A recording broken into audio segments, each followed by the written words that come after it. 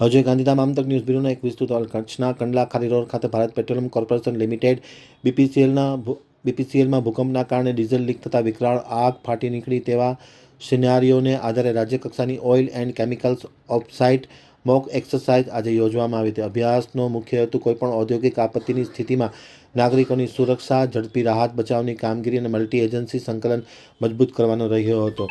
આજે આગ લાગ્યાના ઇમરજન્સી સંકેત મળતાની સાથે safety team fire system active કરી તાત્કાલિક અસરથી કંડલા પોર્ટ અને ઇફકોના ફાયર ટેન્ડર્સને ઘટના સ્થળે પહોંચ્યા હતા। પાણીનો મારો ચલાવી આગને કાબૂમાં લીધી હતી। ઘાયલ થયેલા લોકોને સ્થળ ઉપર પ્રાથમિક સારવાર સાથે જે ગંભીર રીતે ઘવાયેલા હતા તેમને તાત્કાલિક અસરથી હોસ્પિટલ ખસેડવામાં આવ્યા હતા। જિલ્લા વહીવટીતંત્ર, police, home guard, NCC, NSS, warden સેવા, હેલ્થ ટીમ અને ફર્સ્ટ રિસ્પોન્સ સહિતની કુલ અનેક એજન્સીઓ સવારે 9 વાગ્યાથી 11:50 સુધી આ ચાલેલી મોકડ્રીલમાં સંકલિત રીતના ભાગ લીધો હતો।